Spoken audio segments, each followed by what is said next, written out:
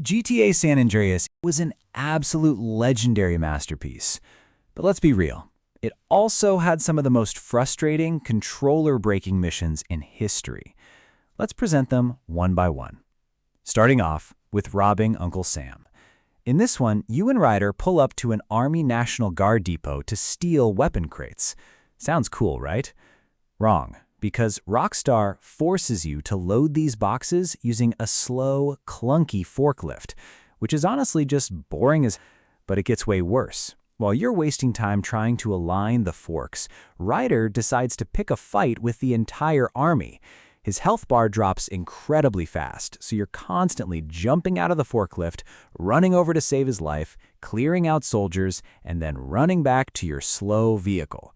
The mission takes forever, and if you played this for the first time, it gave you an absolute nightmare.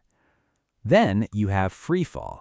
Here, CJ has to steal an incredibly slow Dodo airplane from Las Venturas and fly out deep into the ocean. You're literally flying into the middle of nowhere, wondering where you're even going, until you finally spot a fast private jet. The worst part is that the Dodo is painfully slow and struggles to gain any altitude. You have to fly directly behind the jet to intercept it in midair, but since it's moving 10 times faster than you, if your alignment is off by a single millimeter, it just flies away. You instantly lose and you're forced to restart the entire miserable flight from the beginning. Speaking of Ryder, we have to talk about Home Invasion. This is that stealth mission where you're boosting weapon boxes from an old veteran's house in the middle of the night. You take this heavy black robbery truck, but if you try to drive fast and rush down the hills, you will completely lose control, crash, and break the truck before you even get there.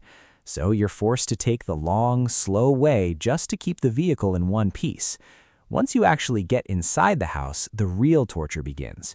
You have to crouch walk incredibly slow through the rooms to carry the boxes back out. There's a noise meter on screen, and if you take one quick step, the old man wakes up, starts blasting at you, calls the cops, and it's a painful mission failed. You lose everything and have to restart the whole tedious process from scratch. Another one that is pure anxiety, especially on your first playthrough, is the first mission for OG Locke. You go to pick him up right after he gets out of prison, and he immediately drags you into his personal drama. You drive over to confront the guy named Freddy, but the moment you knock on the door, Freddy jumps on a fast sports bike and bolts. You have to hop on another motorcycle with OG Locke on the back and chase him through the streets.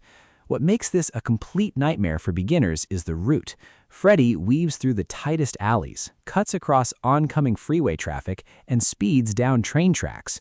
If you clip a single wall at high speed, you fly off the bike and instantly fail. Of course, we can't talk about San Andreas without bringing up the most famous, universally hated mission in gaming history, Wrong Side of the Tracks. When we all played this for the first time, we honestly thought Big Smoke was just completely brain dead at shooting.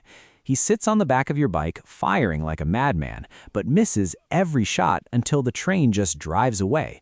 Then he looks at you and drops the most triggering line of our childhoods. All we had to do was follow the damn train, CJ. Now, a lot of people don't really talk about this one, but I find Body Harvest to be an incredibly boring and painful mission. You have to sneak onto a survivalist farm out in the country and steal a massive combine harvester. Once you fight off the farmers and finally get inside the seat, you have to drive it all the way back to the Truth's garage. But man, this machine moves at a turtle's pace. Controlling it feels heavy, clunky, and just watching it crawl down the road takes forever. It's easily one of the most tedious drives in the entire game.